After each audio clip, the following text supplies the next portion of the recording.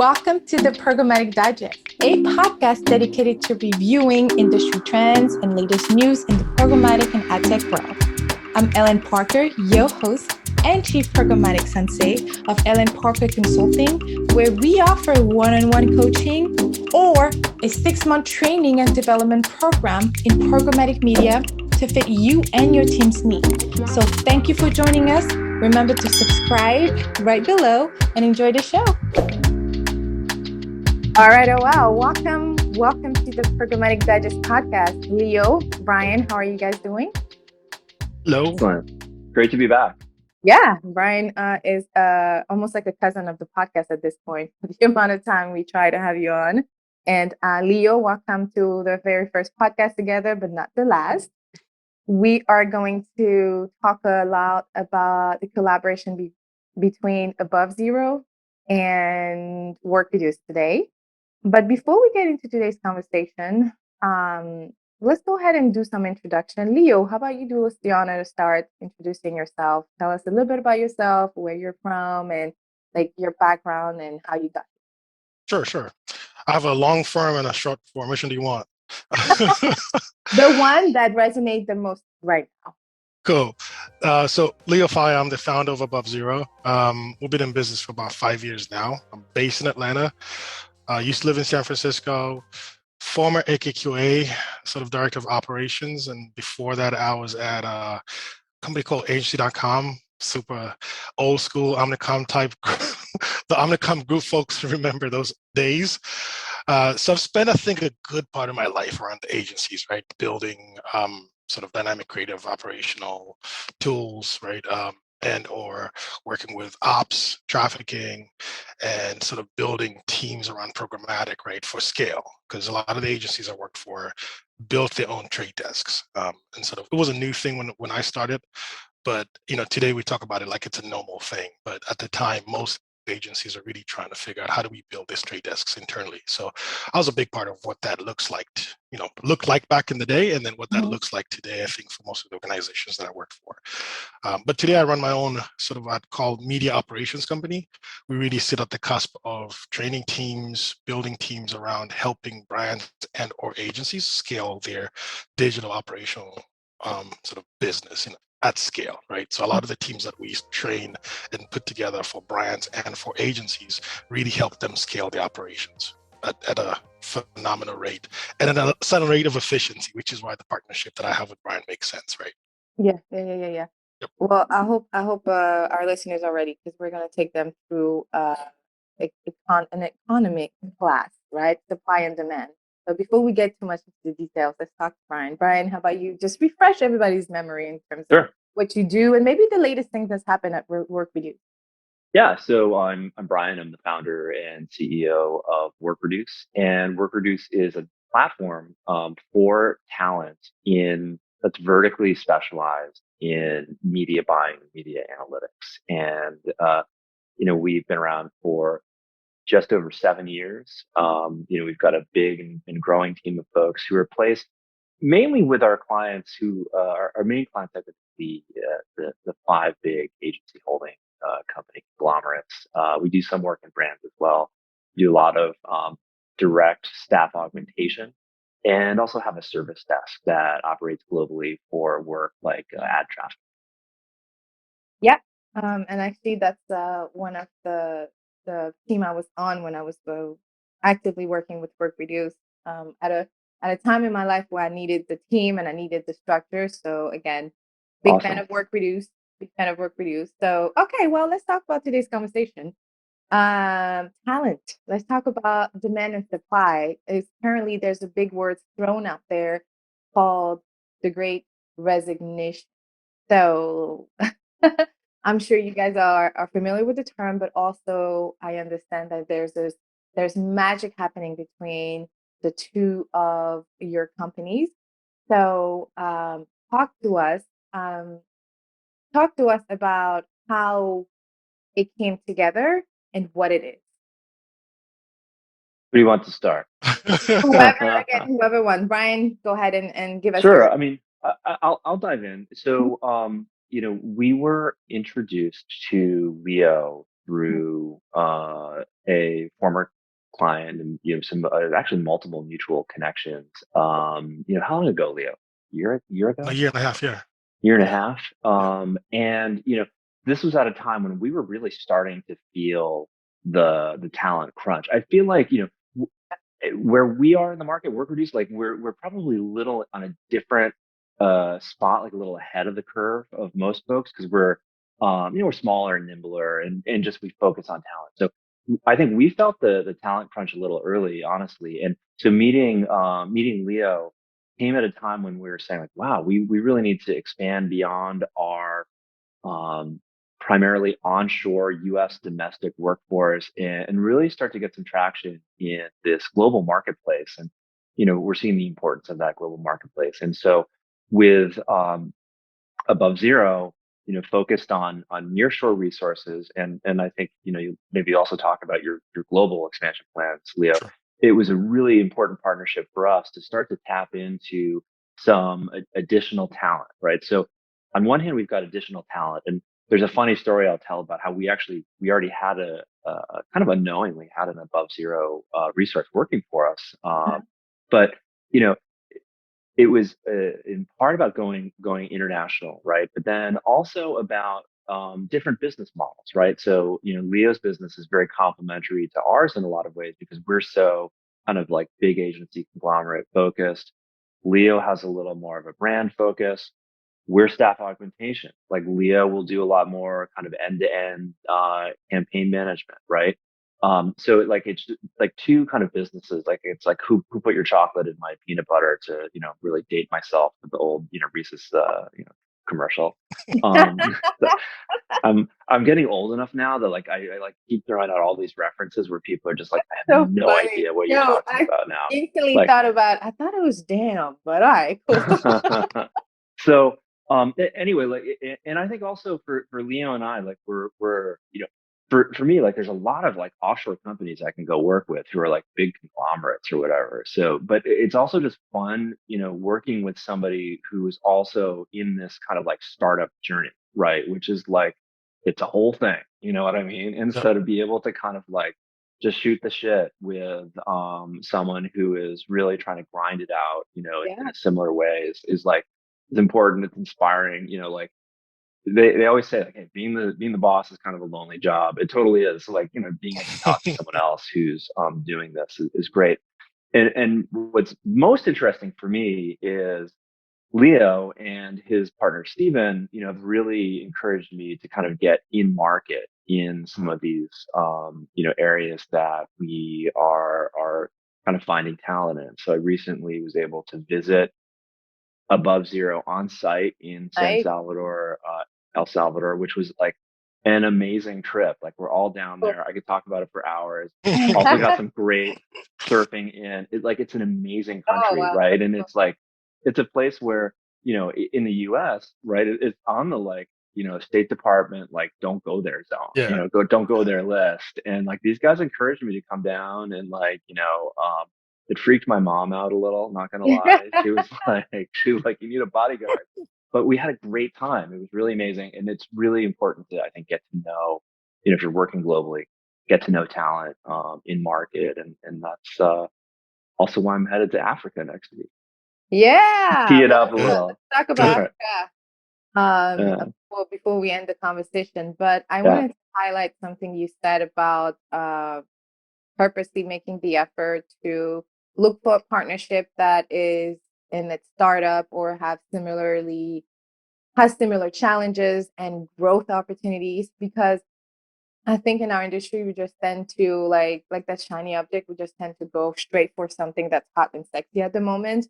But I want to encourage anyone that's listening to maybe follow in your footsteps in terms of like, no, you have to make that effort, that conscious effort, that mindful effort to be creative and follow through in what you have been one of your values. So, so Leo, what was that from almost like a business perspective? What was that for when you saw the opportunity with you and your partner saw the opportunity with WorkReduce, and internally at the point where you are, how did that come across for you and your partner? Welcome to the Programmatic Meetup. Yay!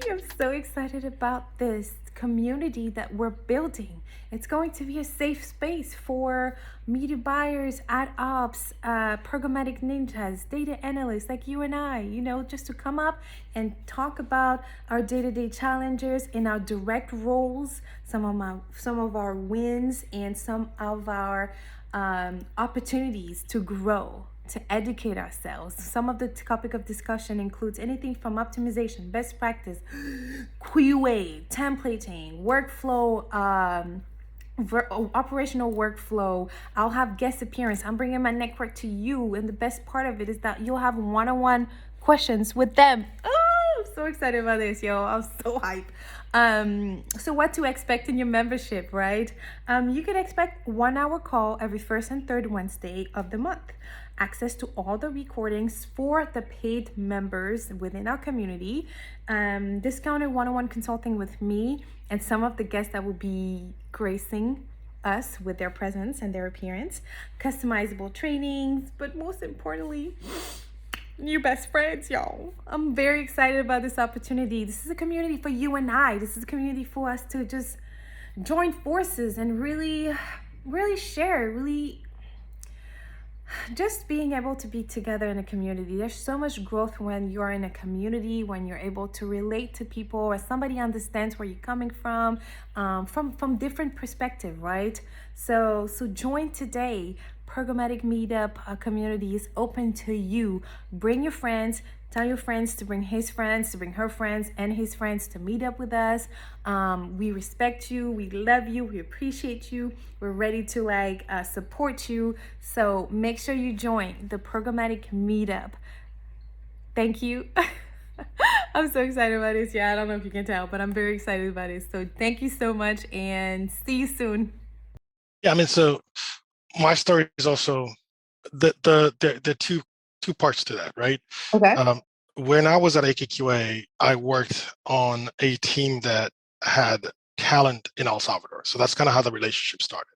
So the introduction to that country came off of a situation that the company was trying to figure out whether they should keep this software or this company that they purchased. At the time, it was mostly through search. We bought a search company. Well, IKQA did, not me.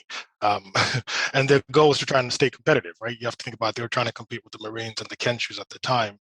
But it was really difficult, right? All those companies had 40 engineers, 80 engineers, whereas we were not necessarily ready to make that investment. But at the cusp of trying to figure out whether we should shut down this office or keep the talent, I was sent over there to figure it out, right? And in the first 2 days, I realized I want to keep the team, right?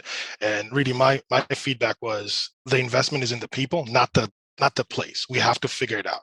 We can easily change this from a search business into a trafficking business, into a programmatic business, into a creative business, because the talent there was very highly qualified, right? I mean, we were staffing folks who had masters. Everybody was graduated in any given case, right? So you start thinking about what that means, right?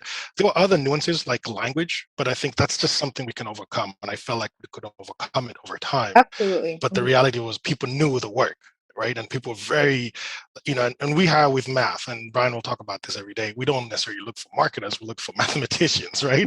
We look for people with that actual science. If you don't know what a pivot table is, we probably might not be able to talk. Pivot tables, baby. It's all about the pivot tables all day.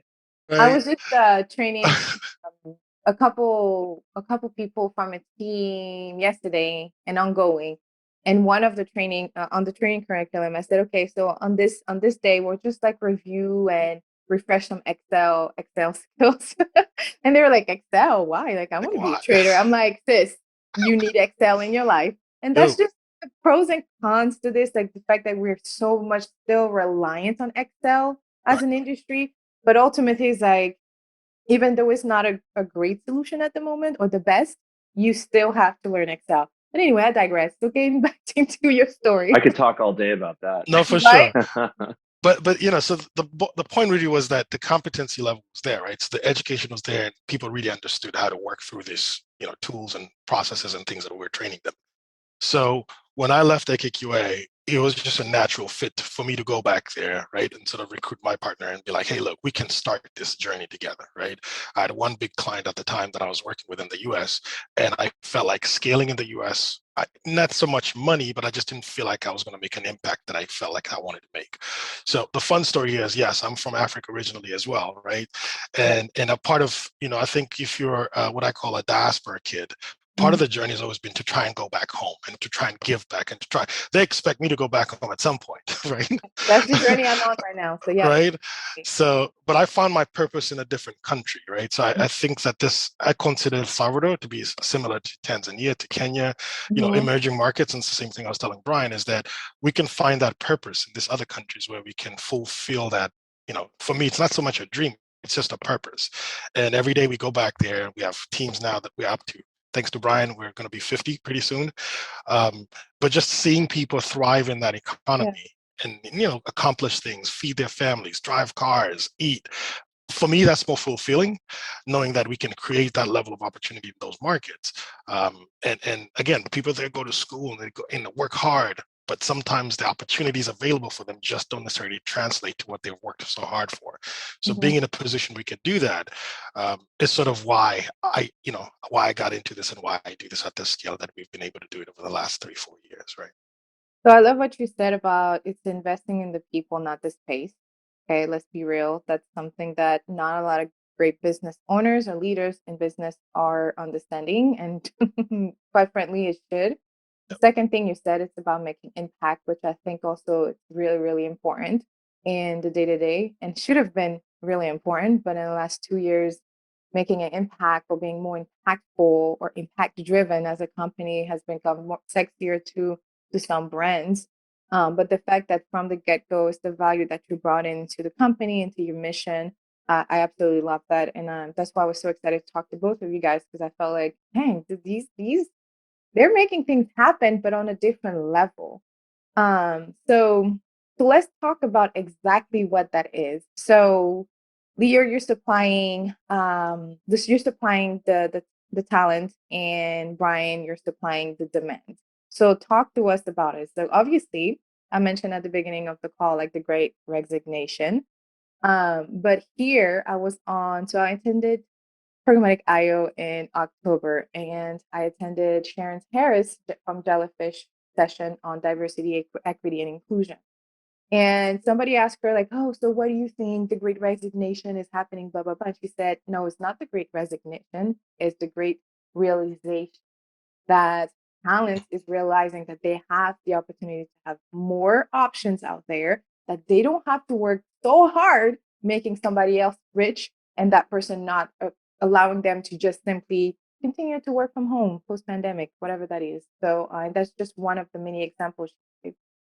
So I love this concept, and I wanted to mention that because now you are opening doors from to this industry. You're opening a door that not a lot of people have opened before, and you're doing it really proudly, and you're doing it very loudly, which is not something people always do.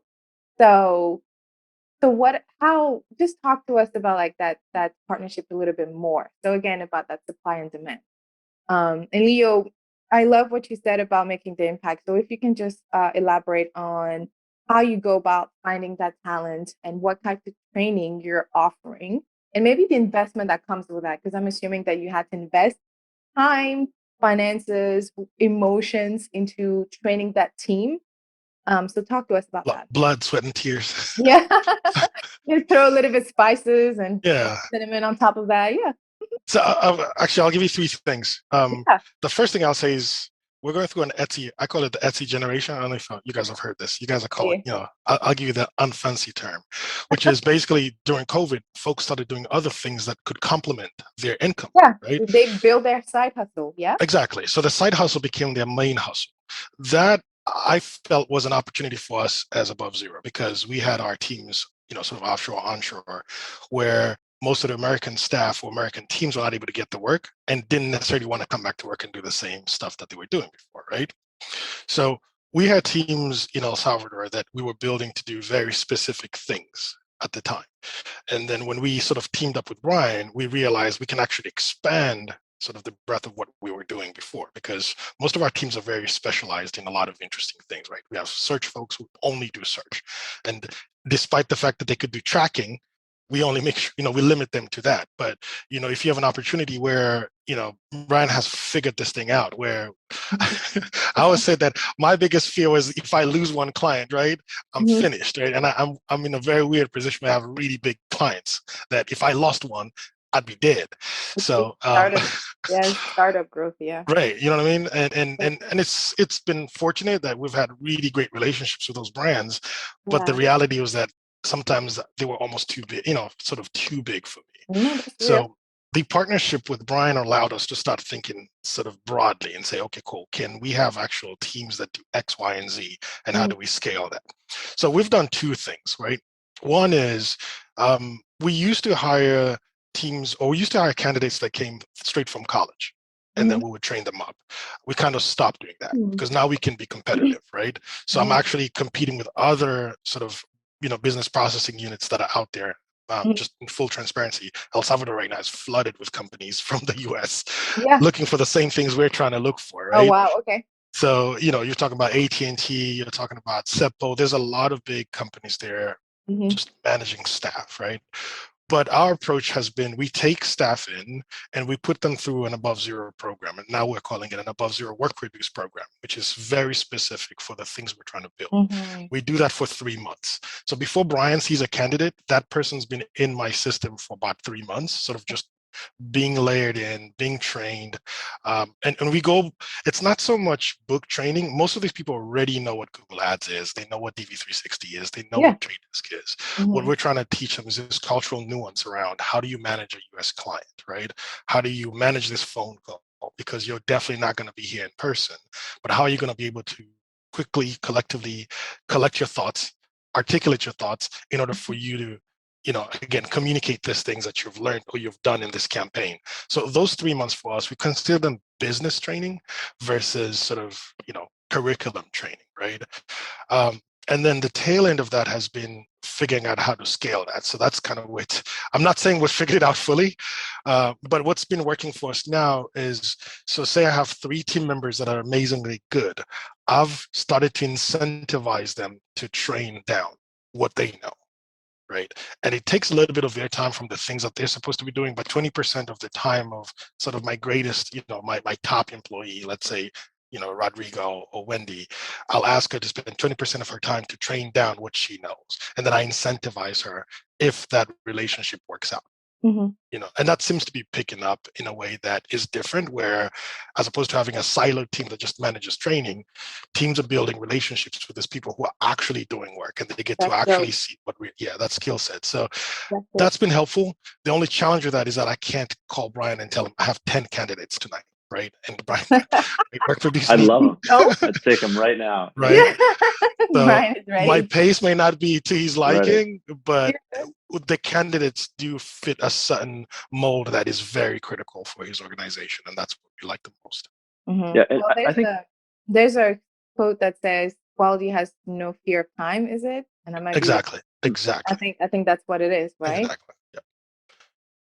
And I think what I'd pick up on there is just this real concept of supply demand, right? And then also like division of labor, right? Going back to Henry Ford and the assembly line, right? There is a real kind of talent assembly line and supply chain in a lot of ways. And as it- our the talent market right now is under a tremendous amount of strain.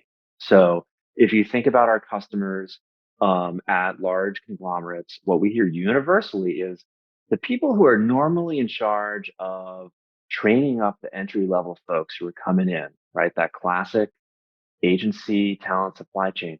They're so busy executing right now because so many people are resigning or have resigned that the talent supply has been squeezed off at the source, right? And that makes room for division of labor, right? Where, we specialize, domestically in the US talent, and I'm able to bring in a supply partner like Leo, right? Who specializes in nearshore and offshore talent, right? And we're able to invest in different ways than our clients are, right? We invest a lot in coaching our talent, right? Here's how you survive the I don't want to ruffle any feathers, but like potentially like Hunger Games environment, some of these big, agencies, right?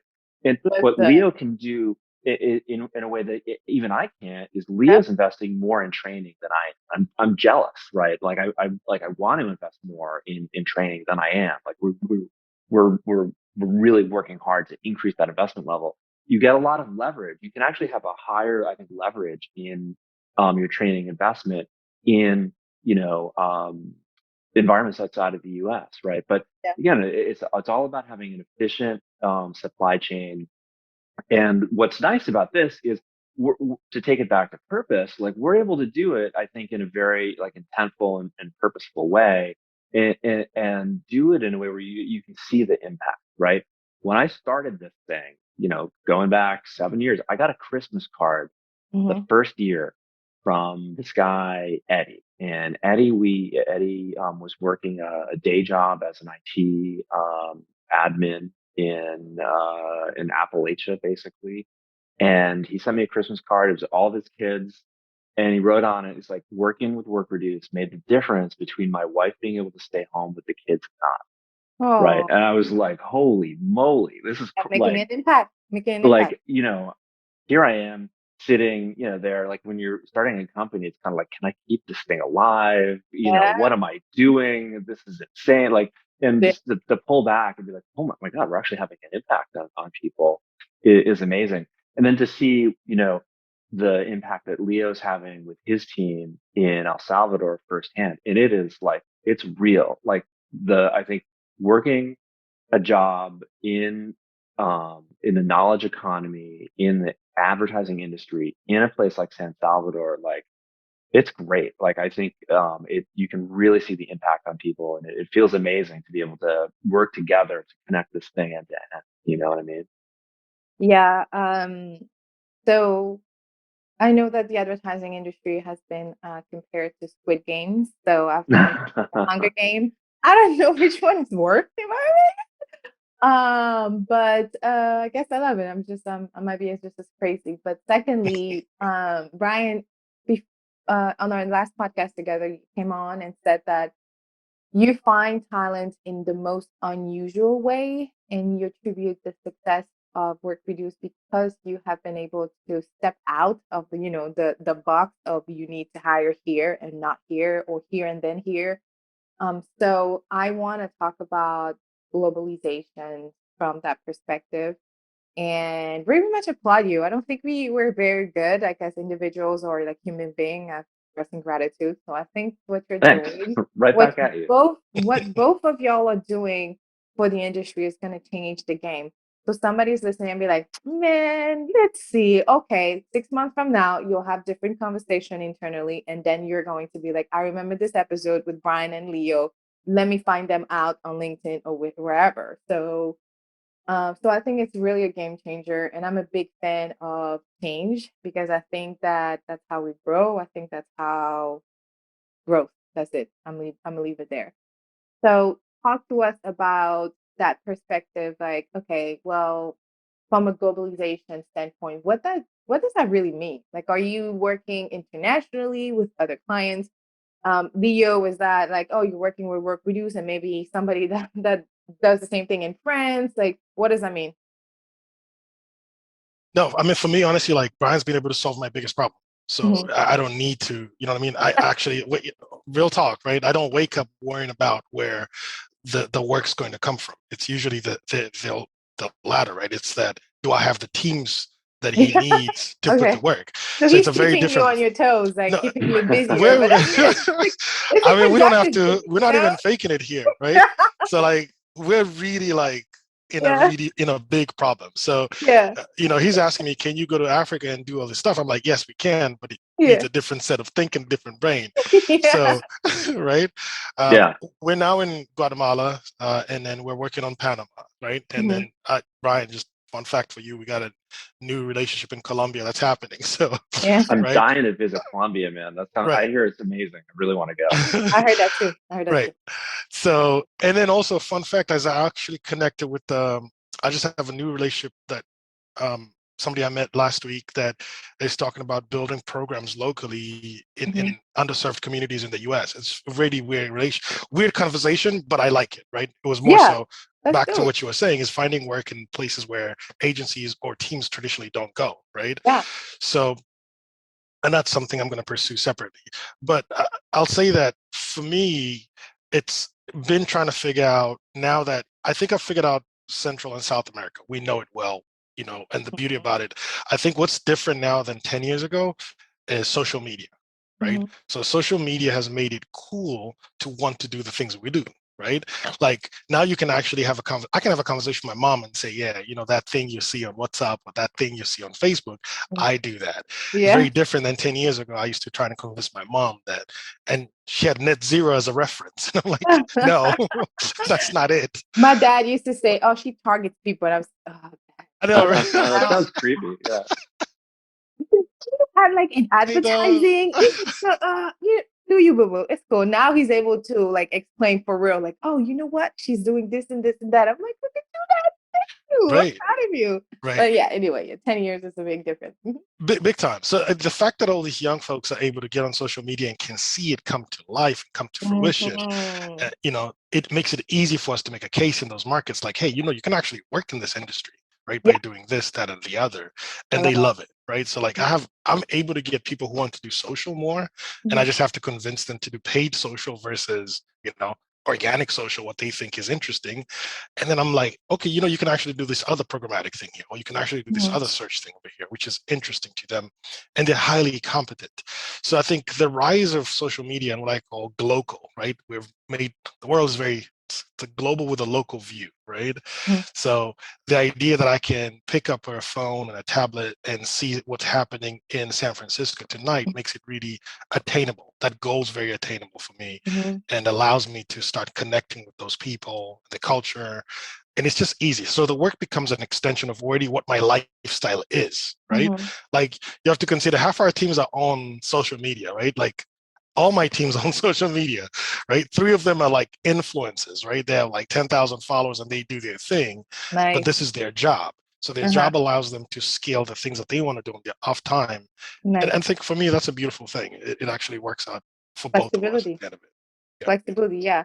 And so this is probably the last question before we go into the closing segment. But and that goes for both of you.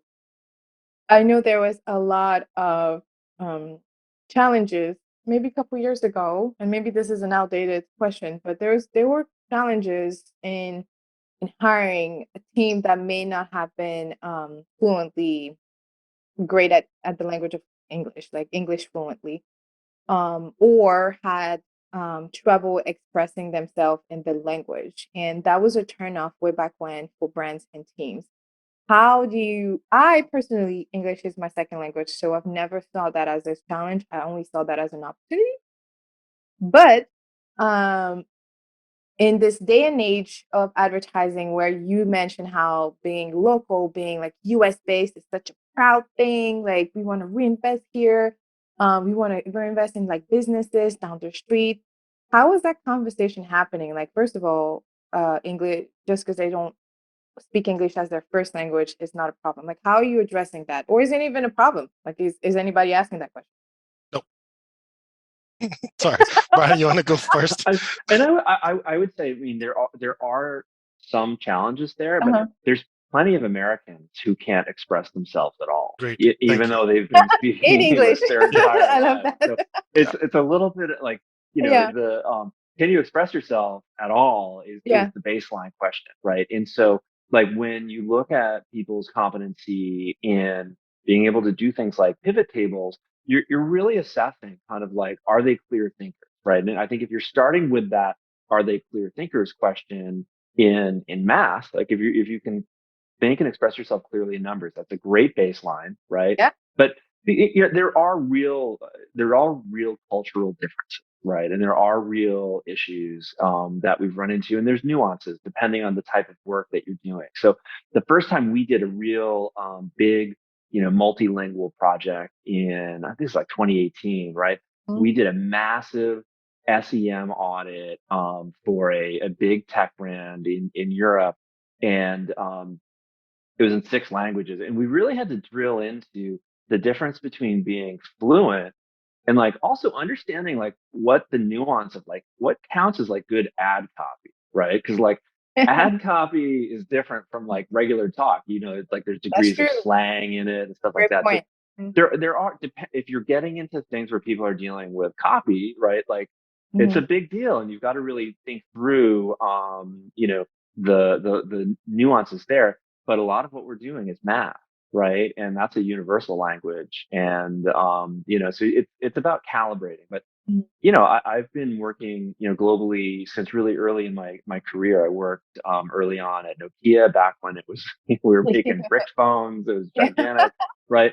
And So I managed a software team in India, and like there are big cultural differences between American engineers and Indian engineers, and you've got to really be on top of it. And yeah. there's still some of that, but like talent is everywhere, opportunity is everywhere, and again, back to the division of labor, like, Mhm. for Leo and I, to be these layers that are helping mitigate that and facilitate, right?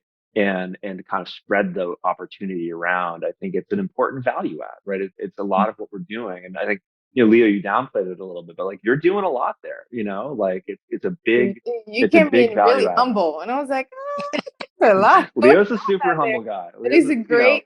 I mean, I think you're all Try. having a lot of fun. I think you're having a lot of fun. Yeah. We can tell just by listening to how you're expressing not only yourselves, but like the business that you're growing and the business that you're building, that collaboration.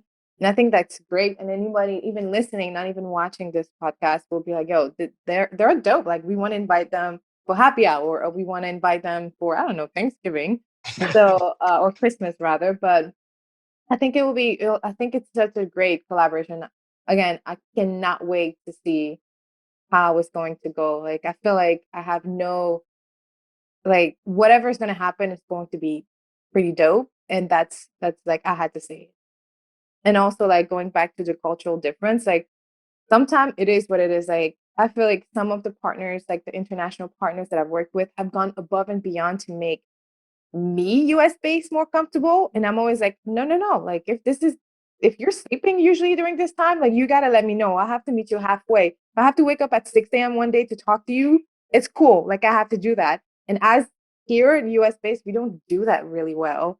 So maybe this is food for thought for whoever is listening, that okay, it's not a one-way street when you have to make things happen. It's both ways. And it goes for, it's a simple business rule. Like you gotta make sure you bring in as much as they bring in. So we could probably talk about this topic for like hours. I can tell it's so easy to talk to both of y'all. Yeah. But let's go ahead and move into our closing segment, where I like to ask a couple of fun questions. So Brian, since you were on the pod before, I'm gonna start with Leo. So Leo, Awesome. tell us like 3 fun facts about yourself. Oh. Well, I already told you the first one.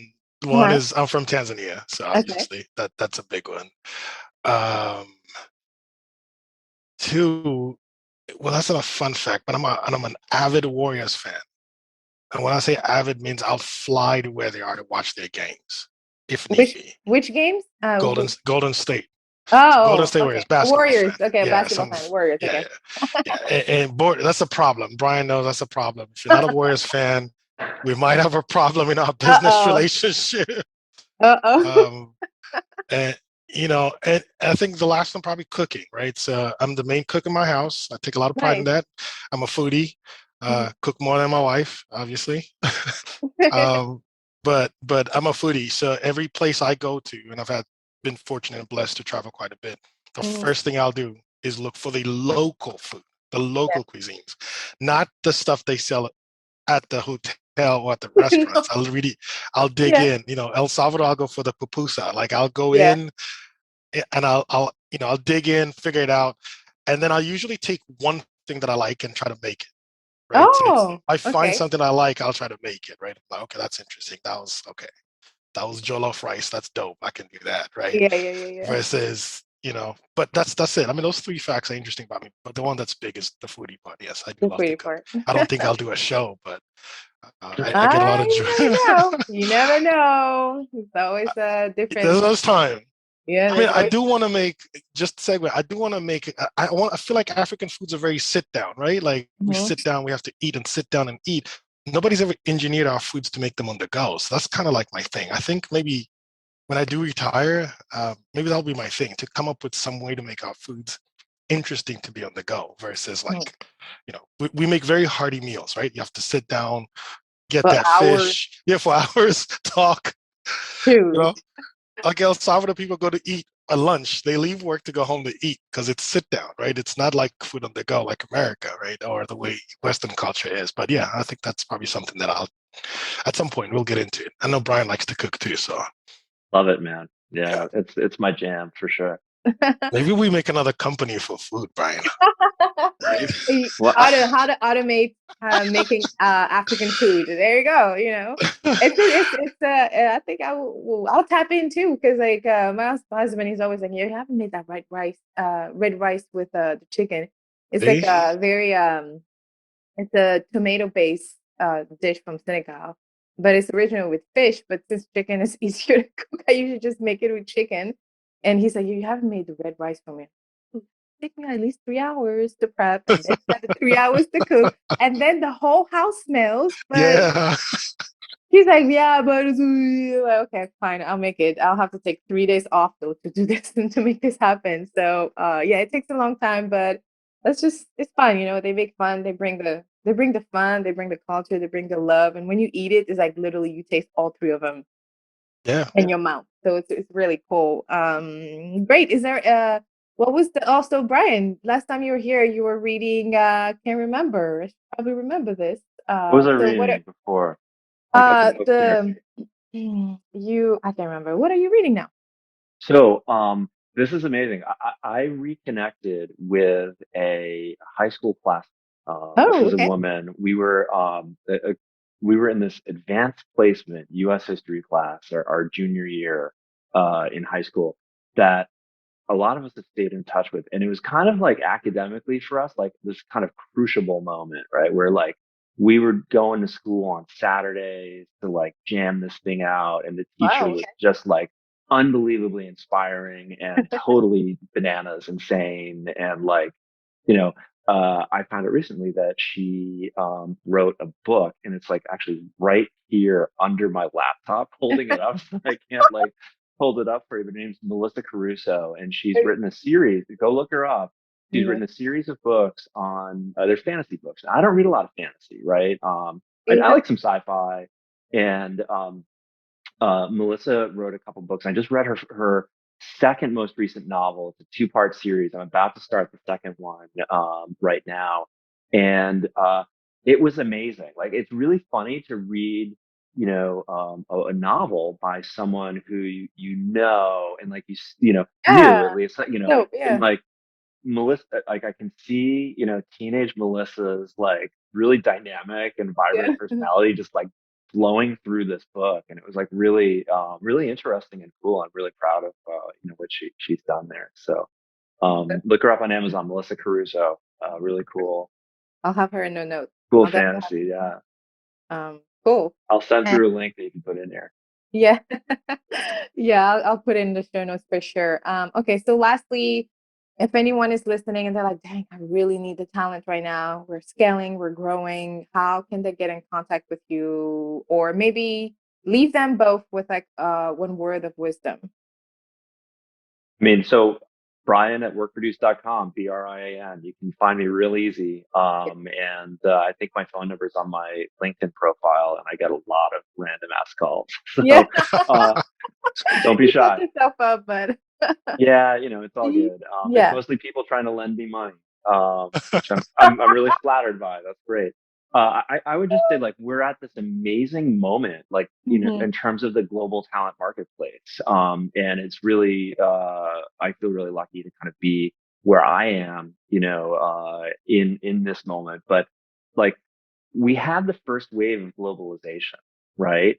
And there were things that were great about it and things that were really challenging, and some things came back. And we're in a new moment right now, which I think is facilitated by this next wave of internet access, of mobility, of a new generation of people that are educated on mobile phones and by YouTube and have access to so much learning that wasn't true, in the first wave of globalization 15 and 20 years ago. And it's a great thing overall. And, it's true also domestically here in the US, right? I think we've seen that there's tremendous amounts of talent across the country at every economic level, tons of, different backgrounds that now everybody's tapping into. And, it's going to be a great thing, I think, for the global economy and for business.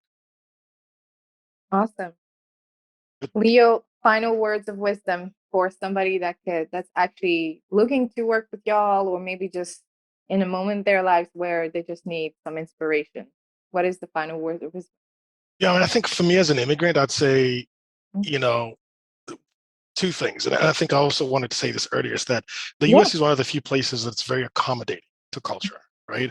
So it doesn't go without, it doesn't go unnoticed, right? It's the only place I think that I've lived that I've found that there's a lot of accommodation, right? Oh, You nice. go to San Francisco and you ride the bus and they have the instructions in Vietnamese, right? In Chinese, in cool. Spanish, and in English, right? Because they acknowledge that those communities live within their city. So you don't see that in a lot of places. And I felt like it's really important, which is why it makes it easier for people like us to come here and make, something meaningful of our lives. I think for me, the biggest thing I'd say is don't do things for money. Do them first find a different purpose, right? Yeah. Money is great, right? And you'll always make money, but then you'll always have that then what, right? Then what? Then what? But I think find purpose around the things that you're passionate about. I find my passion around people and being able to enable other people to fulfill their purpose or their dreams. I'm lucky enough that money is coming in from that particular path for me. But I do believe if you find something that you like, and you fully feel vested in it, do it. But don't do it because you think you're going to make shitloads of money from it, right? I think money will come, which is, I'm really sort of jealous of artists and musicians who are able to make money from the thing that they love to do, right? Yeah. Whereas folks like us, we gotta get a little more creative. Gotta get, It's hard work too. But yeah, you can find me on LinkedIn. I think Brian's my go-to guy now as far as work is concerned. So I'd be remiss if I say I do need clients, but I feel like I need to solve that problem that I have right now. So WorkReduce is sort of our go-to partner now. They fulfill the work itself. So I think the channel we're trying to create now is go through WorkReduce, get that done. Hopefully our vision is one day we'll be one big company together.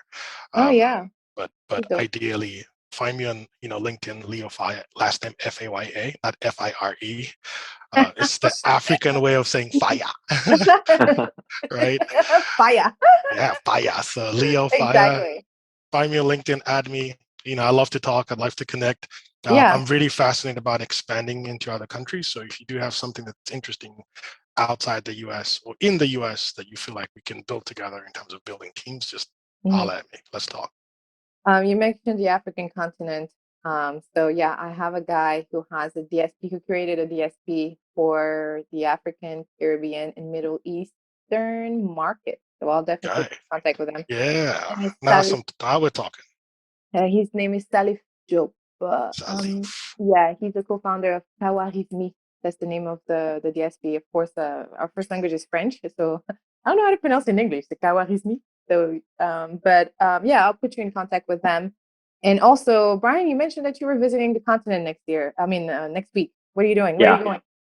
I am first headed to Cape Town. I've got friends there, and I want to do a bunch of surfing, and swim with the sharks, surf with the sharks potentially. But I'm also still working on the details, but hoping to visit Zanzibar, Tanzania, to meet some of Leo's contacts, and also Nairobi while I'm there.